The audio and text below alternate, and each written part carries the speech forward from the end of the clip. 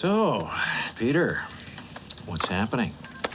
Now, are you going to go ahead and have those TPS reports for us this afternoon? No.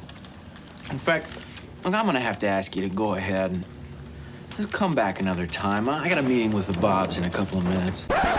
If you clicked on this video, perhaps this might be the one for you. Let's address the elephant in the room. If you're a returning player or just genuinely curious how New World is doing and what state it's in, I think we can cover that in this video. I decided to give New World another shot. Okay, so it's called New World Aeternum now. Anyways, I decided to pick up New World Aeternum as of now because I wanted to see if I could immerse myself into the same experience I had the first time I played. And honestly, I'm quite impressed on the quality of life and the overhaul changes that they implemented to the game. Believe me when I say that this is going to be the most honest review considering it's coming from someone who hasn't played in 3 years. I'm going to be completely transparent, but at the same time, I have more positive feedback than I do negative in this video. With New World Aeternum now being a soft relaunch of what its predecessor once was, it has now come to consoles, PlayStation, and Xbox. And with all the players flowing in from both platforms, the game finally felt not so satire on population. Activities, being one of the newer components to the player base, allows players to collectively overcome challenges and receive rewards. This was cool because I didn't feel as if I had to keep spamming endgame content like Outpost Rush and Expeditions as it were. And I know every time we talk about New World there will always be a person saying the game is dying. Well, it's quite the contrary. We can talk about Steam charts not collectively integrating other platform populations, unspecified regression formulas, and even future foresight activity.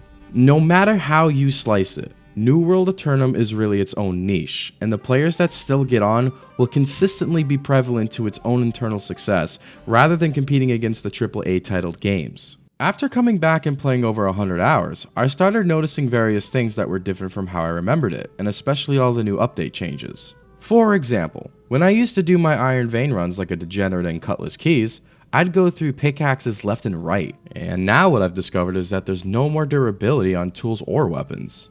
When I last played, the music was in its early stages but has since been refined with more songs added to the game. Storage space was no longer territory locked and now is globally shared amongst the territories, making it easier to access. Mounts were finally introduced as a part of the Rise of the Angry Earth expansion in October of 2023, along with a new weapon called the Flail. The transmog system definitely took me by surprise, but I thought this was a notable mention. However, this feature solely relies off of transmog tokens that can be purchased through the in-game store, but can also be rewarded within the Season Pass and the Trials of Aeternum event. They used to also drop from elite chests and expedition runs, but AGS said, "Oh no! Oh no! No, no, no, no, no."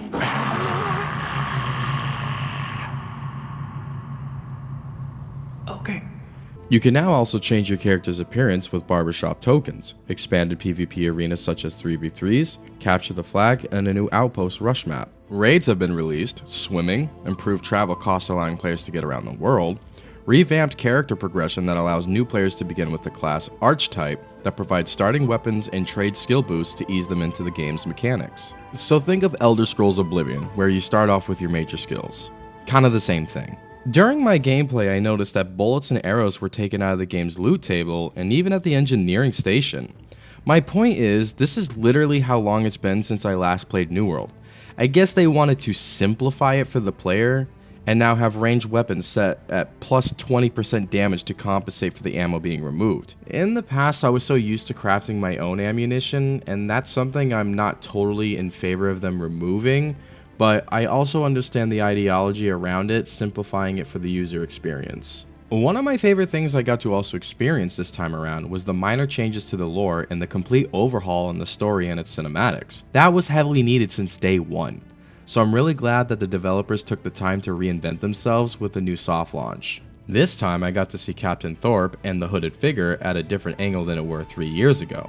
Let's be honest guys, the introduction for New World was so half-assed it wasn't even funny. Respectfully, I do have to admit that the introduction this time around after its soft relaunch got me hooked. The cinematics were more detailed, the CGI and scene performance overhaul was acknowledged, and even the player interaction with the NPCs when doing quests had voice actors now? From what it was 3 years ago, they've done a great job. I want to notably mention too that the jobs from the town project board felt more rewarding than ever before. Especially noticing some of the fine tuning that they did with the quest felt rewarding as well. I remember just playing the game and feeling more like a looting simulator with a bullshit ass crate filled with sandpaper and tomatoes, and boom, that's your quest.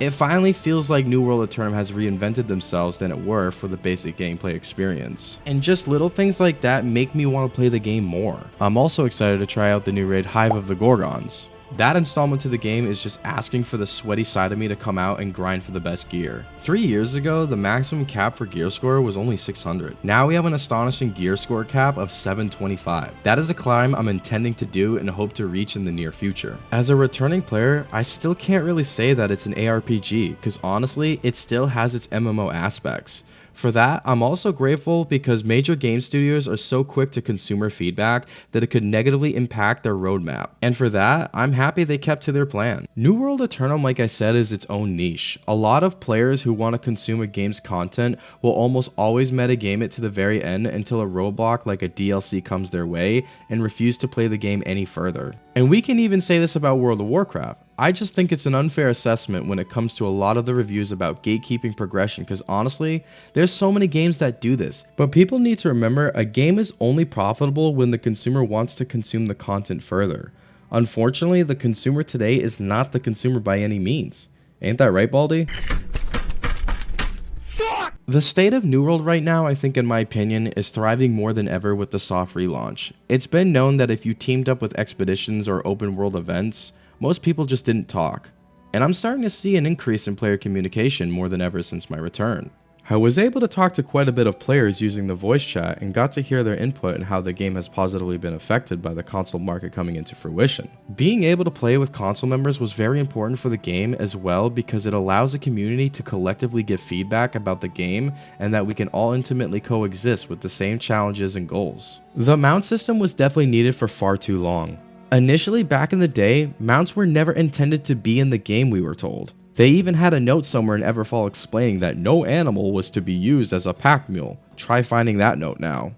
With the new mount system in the game, it impacted the user experience tenfold, like attachments that can affect performance, cosmetic options, level-based speed as you level your riding skill, buffs, and even charms. As a New World oldie, this was my most favorite change to the game. The flail also has some of the sickest animations that comes with its combat abilities. I found myself reliving the good old sword and shield combo days, but with a flail this time plowing through enemies like a boss. And with great weapons like this that continue to keep players motivated for PvP and class-focused rotations, I can confidently say I will be using the dual pistols if they do release it in the future. In conclusion, it's a great game now. It's fun again, I was immersed and even finding myself staying up past my bedtime. This feeling of immersion has me playing it like I did when it first got released. And with the million players on that one week in its first week of release, I felt the vibe again. I will be covering more of New World, so this was my honest review coming back 3 years later.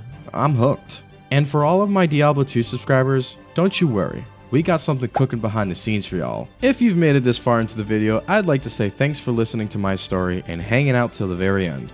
If you're new to the channel, hit that subscribe button and hit the bell for notifications when I upload more New World content and Diablo 2 Resurrected videos. And that's gonna do it for this video. I will see you all in Aeternum.